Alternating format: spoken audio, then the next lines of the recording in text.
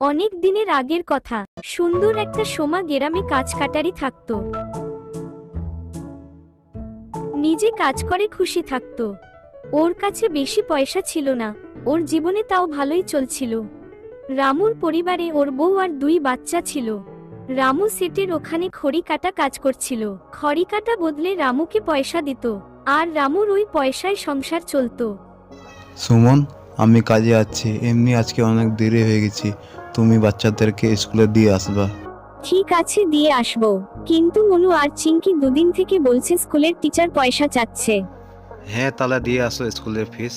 হ্যাঁ, যেটা টাকা তুমি আনছো সেই টাকা তো সংসারে চলে যাচ্ছে। কি করে দিব আমি স্কুলে ফিস? তুমি যে কাজের টাকা নিয়ে আনো ওই টাকায় বাচ্চাদের ফিস কি করে দিব? তোমাকে বলছি আমি সেটলালকে বেতন টাকা বাড়াতে বলবা। দিন পর দিন খরচা বেশি হয়ে যাচ্ছে। বাজারে যদি সবজি আনতে যায় তো সবজির দাম আকাশ ছুঁয়ে নিচ্ছে। বাচ্চাদের খরচা, ঘরের খরচা, তো কম টাকায় কি করে সংসার চলবে? ঠিক আছে, আজকে আমি বেতনের টাকা বাড়াতে বলবো। ওটুক বলে রামু কাজ করতে চলে গেল। শোনো ভাই, আজকে তো কাজের টাকা দেবে। দেখো আজকে সেট লাল কোনো বাহানা করবে, যে কোনো বাহানা করে পয়সা কমায় দেবে। আগে বার তো কাজের টাকা থেকে হাফ পয়সা কাটেনি ছিল। লালচান যে কাজ থেকে 200 টাকা নিয়েছিলাম সুতো আসলে টাকা নিয়েছিলাম 1000 টাকা হয়ে গেছে, ওই জন্য তোমার কাছ থেকে 1000 টাকা কাটলাম। হ্যাঁ হারিয়ে ভাই, তুমি ঠিক বলছো। এই সেট লালচান 1 নম্বরের চালাক মানুষ হয়। একটা তো ডবল কাজ করাই ঠিক মতন পয়সা দেয় না। হ্যাঁ ভাই, আমারও পয়সা কাটছিল। হ্যাঁ, আমি 2 দিন ছুটি করেছিলাম যখন আমার মেয়ে অসুখ হচ্ছিল। এটার ফায়দা উঠায় লালচানজি আলহা পয়সা কাটে নিল। এ ভগবান, সেঠজি এই মাসে সব টাকা যদি দিয়ে দেয় আমাকে, বাচ্চাদের স্কুলের পয়সাও দিতে হবে আবার। সবাই তারপর কাজে লেগে গেল। কাজ শেষ করার পর সেট লাল কাছে গেল। সেঠজি, মাস জমে গেল, মাসের টাকা দাও আমাদেরকে। দেখো ভাই, আমার কাছে দেওয়ার মতন কোনো পয়সা নাই।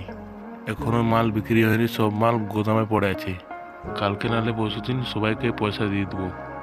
দেখো সেঠজি, আমাদের কাছে 1 পয়সাও নাই, আবার ঘরের বাজার করতে হবে আমাদেরকে, বাচ্চাদের ফিস দিতে হবে আমাকে।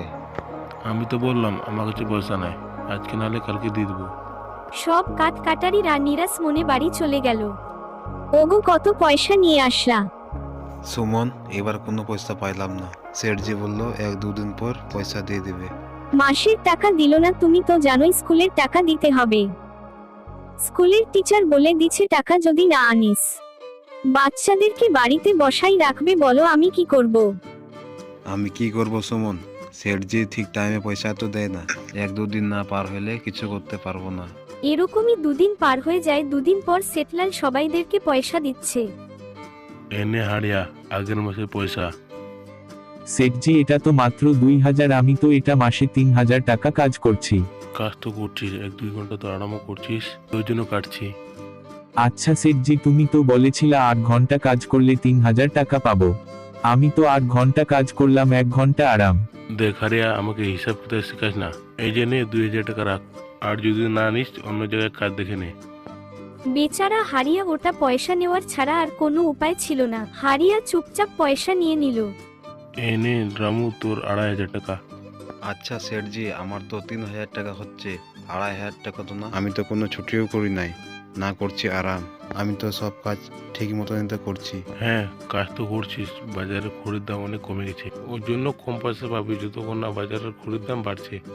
আচ্ছা সেঠজি, কথা তো 3000 টাকার হয়েছিল না, 2500 টাকায় কি করে ঘর চালাবো আমি?